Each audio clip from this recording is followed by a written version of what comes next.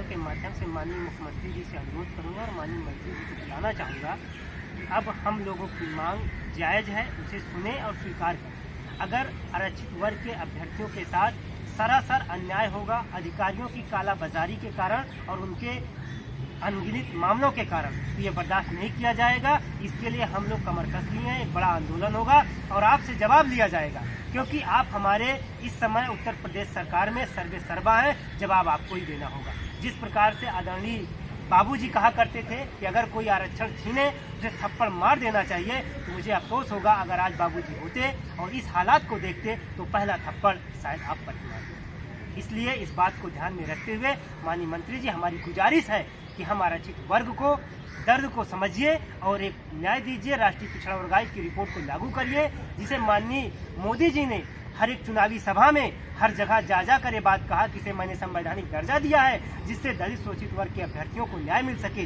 न्याय मिलने के बाद उत्तर प्रदेश सरकार और सत्ता में बैठे ये लोग इसे मानने से कतरा रहे। कहीं ना कहीं इस कवरेज को हमने किया है, इसको हमें देखने के बाद एक दोहा याद आया है। एक दोहा है कि शिक्षा वह शेरनी का दूध है जो जितना पिएगा उतना दहाड़ेगा। लेकिन ऐसे शिक्षक हैं जो शिक्षा का पूरा इनका ऊपर योगदान है और बहुत कुछ ग्रहण किए होंगे, तब आकर के इस पोजीशन पे आप आए हैं। तो सरकार को 18 का ही नोटिफिकेशन है, उसमें अभी तक सारी भर्तियाँ 6500 की जो नियुक्तियाँ थी पूरी नहीं हो पाई हैं। लगभग 40% नियुक्तियाँ अभी तक कर पाए हैं। बाकी अभ्यर्थी परेशान हैं, लोग धरना दे रहे हैं। ये जो इको गार्डन का जो धरना स्थल बनाया गया है, उस स्थल पर लोग आते हैं, अनिश्चितकालीन कहीं ना कहीं ये लोग धरना दे रहे हैं और अपनी मांगों को रख रहे हैं। सरकार को सुनना चाहिए कि आने वाली जो भर्तियाँ हैं वो तो अलग बात है, जब आप किसी भर्तियों को नहीं लगा पा रहे हैं, उनको आप ऐसे स्कूल हैं, ऐसे विद्यालय हैं जहाँ पर अभी जगह खाली पड़ी है, उन विद्यालयों को जो शिक्षक हैं, जिन बच्चों को शिक्षा देने के लिए जो शिक्षक हैं, उनको आप नहीं भर पा रहे हैं, तो कहीं ना कहीं बहुत गंभीर मुद्दा है, सोचने की बात होगी। हम बात करेंगे हमारे साथ शिक्षा के जो प्रतियोगी हैं, जो उसकी परीक्षाएँ दिए थे, उससे हुए थे, उससे हम बात करेंगे। आपका सुनाम क्या है और आप कहाँ से आए हैं?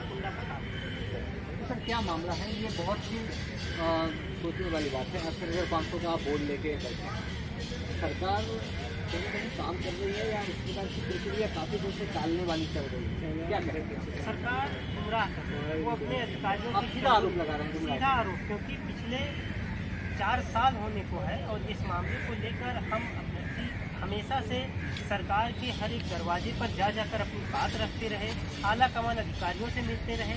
इसके पहले जो शिक्षा मंत्री थे योगी सरकार के पहले कार्यकाल में, उनसे भी अपनी बात रखते रहे। क्या नाम था उनका?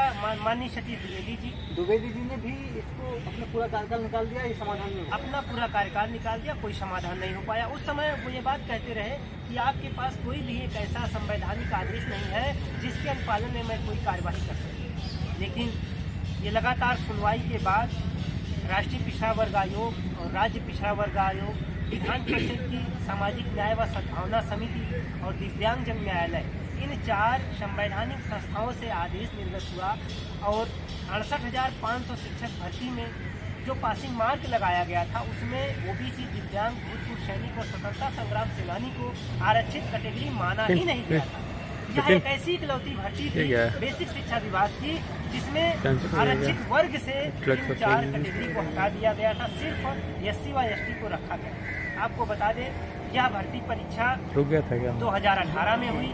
इसका मानक था 1 शब्दों में लिखित परीक्षा कराई गई थी। पूर्णांक 150 में से 60 अंक पाकर उत्तीर्ण होना था। लेकिन इन आला कमान अधिकारियों की गलत नीतियों का खामियाजा हम शोषित वंचित वर्ग के अभ्यर्थी को करते हैं। जब आदेश आया, आदेश आने के लगभग 6 महीने बीत गए, लेकिन अभी तक इस पर कोई कार्रवाई नहीं हो सकी। जब भी हमारी मुलाकात होती है आला कमान अधिकारी से, माननीय बेसिक शिक्षा मंत्री से या सत्ता में बैठे सभी पदाधिकारियों से, तो सिर्फ और सिर्फ आश्वासन मिलता है। हमारे ज्ञापनों का ढेर उनके टेबल पर होगा और उनके आश्वासनों का ढेर हम सभी अभ्यर्थियों के पास होगा, लेकिन कोई इसका निराकरण नहीं। जैसा कि आप देख रहे हैं, हमारे साथ आदरणीय तूफान सिंह जी हैं। जैसा नाम है ऐसा काम भी है, कहीं ना कहीं गुस्से में है।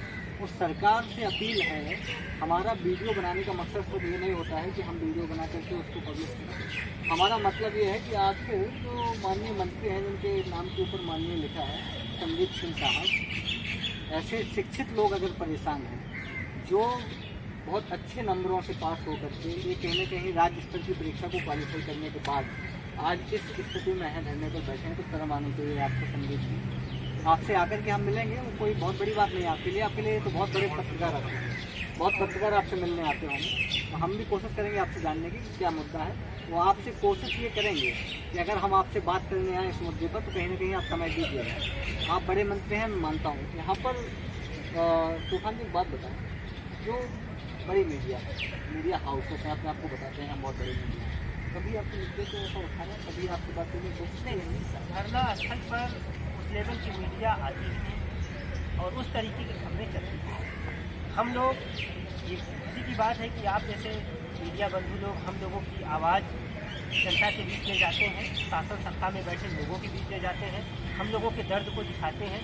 बाकी वैसी टाइप की मीडिया जो जर्नलिस्ट काम करते हैं वो इनको गार्डन से उनसे कोई वास्ता नहीं। तूफान जी सीधा बताया आपने 4 लाइनों में बताएं, इस भक्ति का जब से आएगी तो जब तक पूरी नहीं होती तब तक आप लोग कैसा स्टैंड लेने वाले हैं और अगले आने वाले दिनों में क्या उम्मीद है सरकार से, स्पष्ट शब्दों में बता रहे हैं? हमें माननीय मंत्री जी से और सरकार से उम्मीद है, क्योंकि हमारे वर्ग से आते हैं माननीय मंत्री जी, और उन्होंने जिस तरीके से कहा है कि आप लोगों के साथ अन्याय नहीं होगा, लेकिन वो भी अधिकारियों के चंगुल में फंसे हुए हैं और स्वतंत्र निर्णय नहीं ले पा रहे हैं। उन्हें मंत्री होने के नाते अपने अधिकारियों से जवाब करना चाहिए कि आरक्षित वर्ग के अभ्यर्थी पिछले 3 सालों से सफर कर रहे हैं। जब राष्ट्रीय पिछड़ा वर्ग आयोग, राज्य पिछड़ा वर्ग आयोग का आदेश निर्गत हो गया तो उसका अनुपालन करिए और इन अभ्यर्थियों को विद्यालय में भेजिए, जाके ननिहालों का भविष्य बनाएं। लेकिन अभी माननीय मंत्री जी भी कहीं ना कहीं गुमराह हो रहे हैं। अगर हम लोगों की मांगे नहीं मानी गई तो हम लोग एक बड़ा आंदोलन करेंगे। शोषित वंचित वर्ग के अभ्यर्थी अब पीछे हटने वाले नहीं हैं। अब यह हमारे मान सम्मान की बात है, कहीं ना कहीं इसको सरकार को सोचना होगा, जवाब देना होगा और हमारी मांगे माननी होगी। यही एक न्याय होगा। चुनाव को देखते हुए सरकार क्या निर्णय ले सकती है? आपको कुछ आश्वासन दिया गया है जैसे शिक्षा विभाग से या कहीं से सरकार के किसी आलाप से आश्वासन दिया कि जब हमारी माननीय शिक्षा मंत्री जी से मुलाकात हुई थी तो उन्होंने कहा था कि आपके मामले पर विचार किया जाएगा, उचित निर्णय लिया जाएगा। लेकिन निर्णय कब लिया जाएगा, क्या विचार किया जाएगा, इसकी कोई अता पता नहीं। हमारे साथ और भी लोग जुड़े हैं, बात करेंगे। सर आपका शुभ नाम अपना बताइए और आप भी कब से बैठे हैं, वो कब तक बैठे रहेंगे? मेरा नाम है आशीष शर्मा और मैं जिला बाराबंकी से हूँ और मैं इस धरने में शुरू से जब से आज 12वां दिन धरने का है तब से मैं लगातार बना हूँ और लगातार मैं यहाँ तब तक रहूँगा जब तक हमारी मांगें मान नहीं ली जाती और हमको नियुक्ति नहीं दी जा सकती, क्योंकि इस सरकार से हमको आश्वासन बहुत मिले हैं। पिछली बार जब विधानसभा सत्र चल रहा था तब से भी मंत्री से मुलाकात हुई, तब उन्होंने ट्रांसफ़र पॉलिसी का हवाला दिया, उसके बाद आपका काम करेंगे। उसके बाद जब ट्रांसफ़र पॉलिसी हो गई उसके बाद फिर मिली, उन्होंने कहा काम करेंगे आपका, लेकिन कब करेंगे? आप एक डेडलाइन तो दीजिए कि इतने समय करेंगे, आप कब तक आश्वासन देते रहेंगे?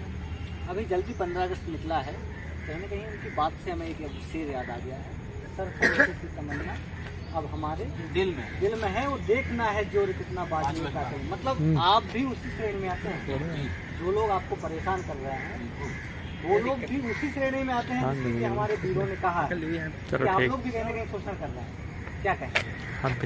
हम तो ये कहना जैसे संदीप सिंह हमारे जो है शिक्षा मंत्री हैं, उनके दादाजी माननीय पूर्व मुख्यमंत्री कल्याण सिंह, उन्होंने जब वो मुख्यमंत्री थे तब उन्होंने कहा था कि अगर कोई आपका आरक्षण छीनता तो आप उसको थप्पड़ मारते रहिए। बाबूजी जी, उन्होंने ये बात कही थी।